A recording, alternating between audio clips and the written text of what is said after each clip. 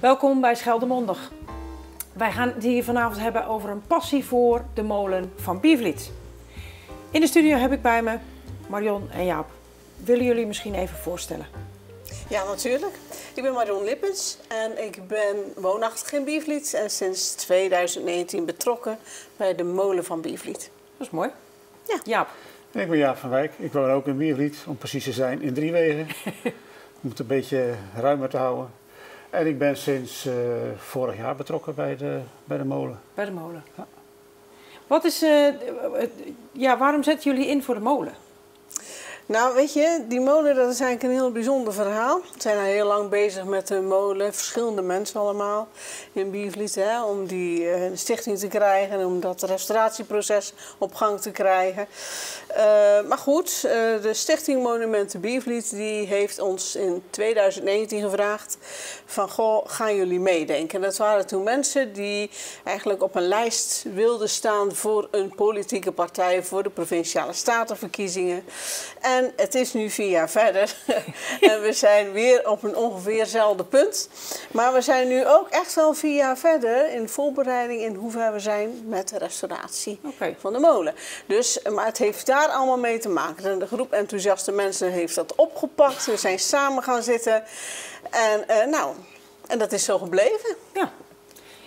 Jaap, mag ik vragen, het restaureren van een molen, volgens mij gaat dat niet zomaar. Volgens mij moet daar wel iets achter zitten voordat je überhaupt kan zeggen, want we gaan restaureren.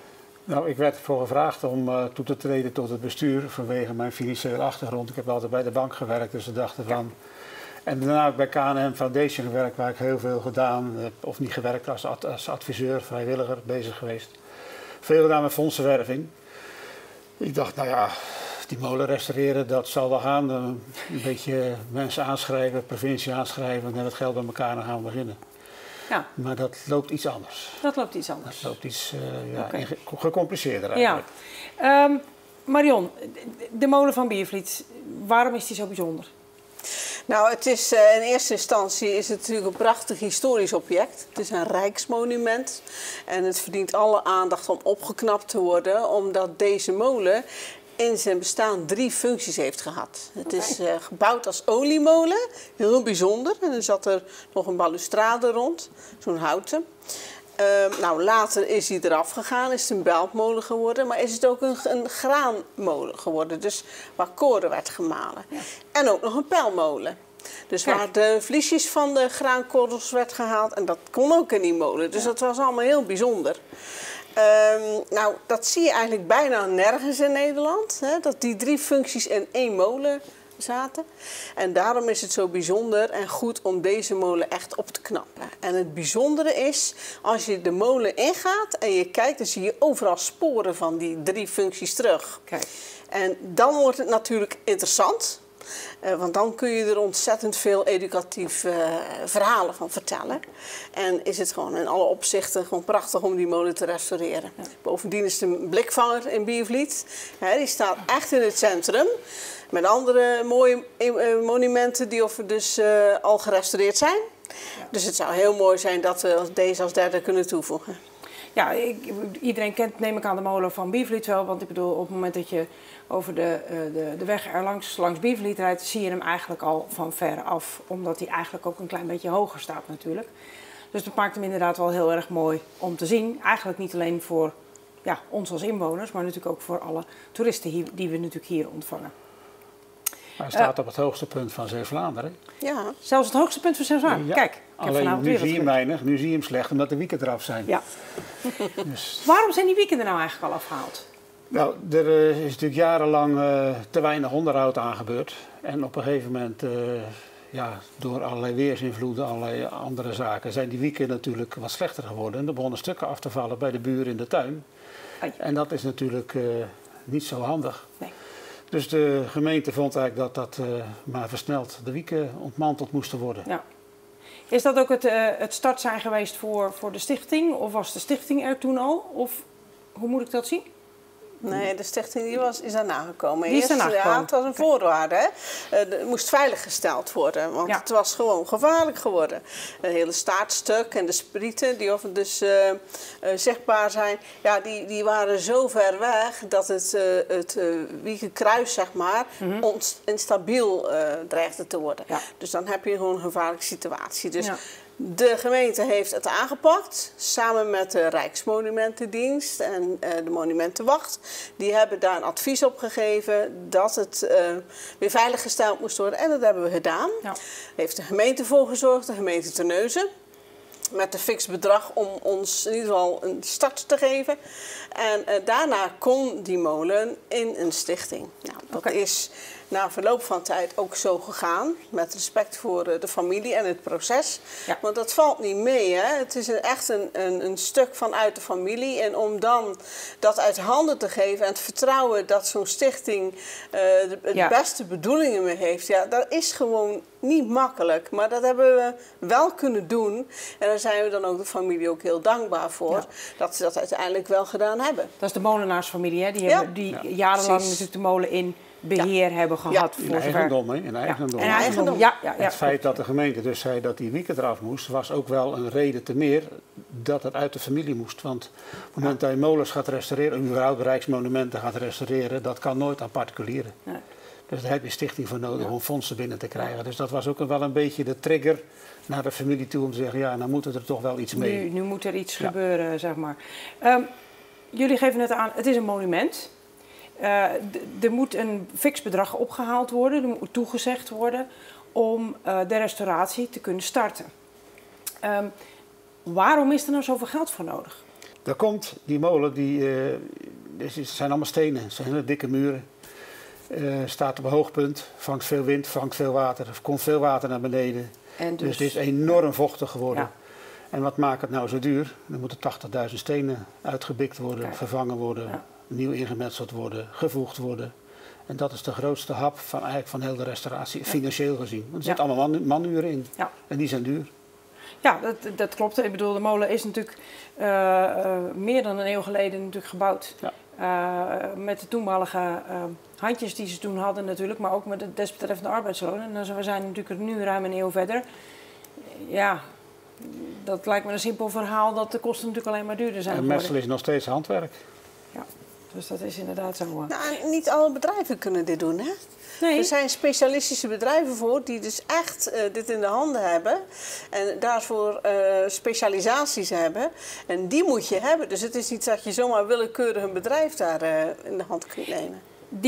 Die specialisaties, dat specialistische werk, zijn dat ook regels vanuit de Monumentenwacht?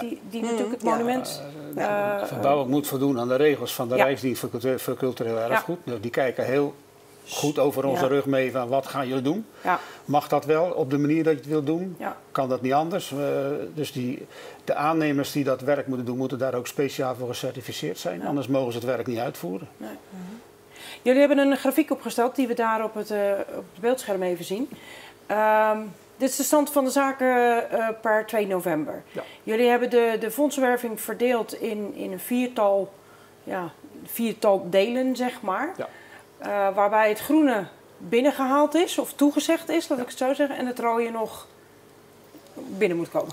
Nou ja, wij hebben natuurlijk een begroting en die begroting daar zijn we mee in de slag gegaan. En op een gegeven moment stel je een bepaald doel van, we denken dit bij fondsen binnen te halen, we denken dit bij bedrijven binnen te kunnen halen. Ja. Dus ja, daar zijn we nu mee bezig. We zijn met name nu volop bezig bij de bedrijven, dus zie ik daar dat de grootste rode vlak zit. Ja. Dat is... wat dat betreft hebben we de tijd tegen. De bedrijven staan niet zo makkelijk meer met de geldzak klaar. Maar goed, we zijn volop bezig. We hebben in ieder geval van de provincie al bijna, provincie en de Rijksdienst voor Cultureel Erfgoed, bijna 7 ton. En de gemeente. Ja. Dus die 3 overheden. We hebben een aantal fondsen aangeschreven. Die hebben we eigenlijk vrij snel beslist en de gevraagde bedragen ook gegeven. Op een enkeling na die er dan net iets afdeed. Maar goed. We verwachten dat we daar dat gevraagde bedrag gewenste bedrag wel gaan halen. De stenenactie, dat is een crowdfundingsactie, die loopt via onze website. Mm-hmm. Laat de molen weer draaien, draag een steentje bij. Dan kunnen de mensen inschrijven op een aantal stenen en dat sponsoren ze dan. Okay. Ja, dat zijn natuurlijk niet de grote bedragen die binnenkomen, maar het geeft wel aan dat er een draagvlak is in Biervliet om te zorgen dat die molen weer gerestaureerd wordt. Ja. Dat is eigenlijk meer een draagvlakactie dan echt een financiële actie. Want op dat bedrag wat wij nodig hebben, zijn dit natuurlijk geen bedragen daar zegt van daar ga ik mee redden. Ja, nee, maar het is meer de draagvlak, betrokkenheid vanuit de bevolking van Biervliet en omgeving. Ja. En degene die molens in Nederland misschien interessant vinden of ooit misschien in Biervliet geboren zijn. Je weet het niet. Wat voor binding men natuurlijk ook heeft met de molen en met Biervliet natuurlijk op dat moment. Ja. Dus inderdaad voor de stenen actie, de crowdfunding, voor de particulieren is dus gewoon mogelijk om naar de website te gaan en daar een bedrag toe te zeggen die als dan de actie op 1 december doorgaat, natuurlijk geïncasseerd gaat worden. Ja, natuurlijk. Ja, we incasseren nog niks op dit moment, voorzichtigheidshalve. Ja. We vragen toezeggingen. Ja. Ik hou dat allemaal precies bij. Dus op het moment dat we zeggen we gaan door, dan ga ik iedereen weer benaderen van nou, kom nu maar over de brug, want nu kunnen we het gebruiken. Helder. Maar stel je hebt een bedrijf hier in de omgeving en je draagt Biervliet of de molen een warm hart toe. Wat kun je als bedrijf eigenlijk doen? Vooral ook sponsoren in de vorm van geld. Ja. We zijn ook bezig met bedrijven die zeggen nou wij willen wel werken leveren of materiaal leveren. Dus dat moeten we ook in overleg met de aannemer kijken, omdat die natuurlijk de verantwoordelijke en gecertificeerde aannemer is. Ja. Kijken of we daar een mouw aan kunnen passen. Ja. En dat kan op verschillende manieren. Je hebt hier geen stenen bakkerij, dus al die stenen die zullen ergens anders vandaan moeten komen. Metselaars als handwerk. Dus ja, we zitten te denken aan levering van staal of levering. Mensen die wat kunnen schilderen of die wat met hout kunnen doen. Dat soort dingen. Dus als mensen zeggen, ja, ik wil er wel straks eens een handje uitsteken, die zijn welkom. Maar ja, het moet natuurlijk wel voldoen aan de regels. Voldoen aan de regels. Het is ook onder regie van de architecten en van de aannemer. Ja. En daarnaast is het op dit moment gewoon, we hebben eigenlijk meer geld nodig op dit moment dan handjes nog. Ja. Want wij moeten straks een enorme rekening gaan betalen. En, ja, helder. Jullie hebben een datum van 1 december gesteld. Ja.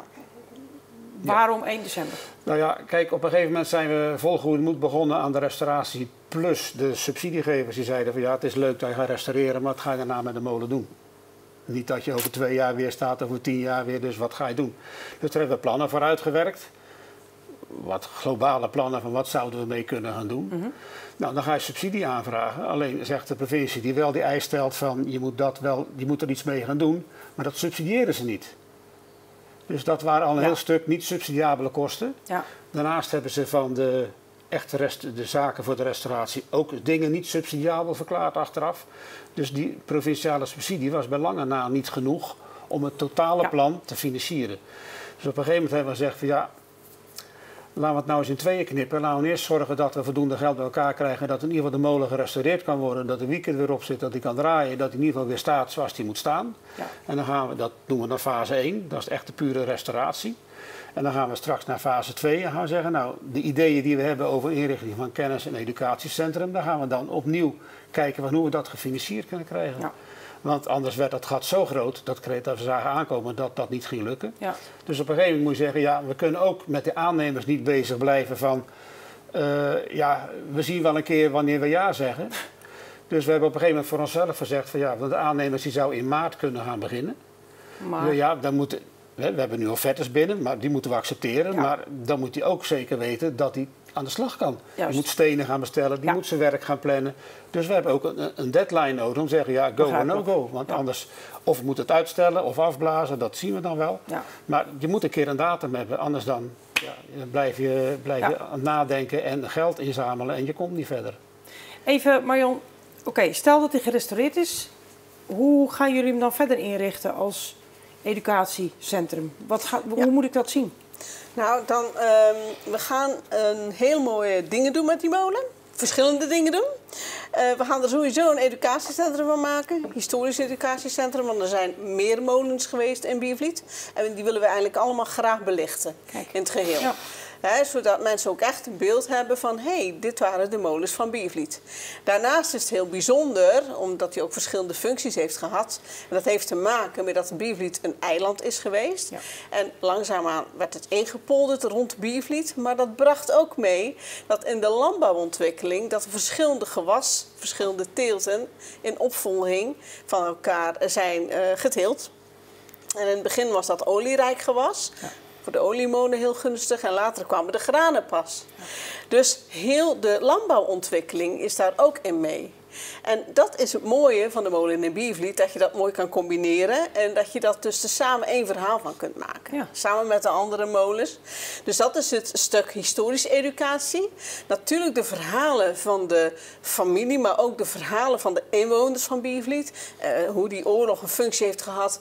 De molen in de oorlog en hoe alles dan daarom draaide. Die molen is ook niet beschadigd geraakt in de oorlog, bijna niet. En dat is toch heel bijzonder. En waarom of dat dan was, nou, dat kunnen we dan allemaal mooi laten horen en zien.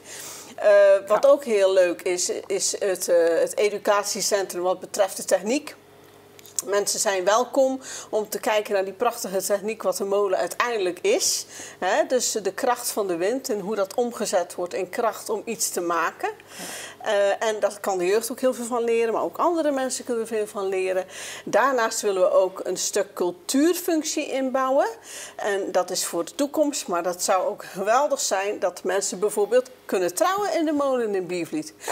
Dus al die zaken meer om ook de bevolking te betrekken, om het een mooi educatief centrum te laten zijn wat of cultuurdragend is en waar dus alles samenkomt. En tegelijkertijd een aanjager van cultuur, om samen met de kerk en samen met het dorpshuis echt een stevige cultuurpijler neer te zetten. In Biervliet zijn. En dan kun je daar weer op verder bouwen. En dan neem je veel meer mee. Dus dat is allemaal het plan. Dus het zou geweldig zijn dat we dat door kunnen laten gaan. Ja.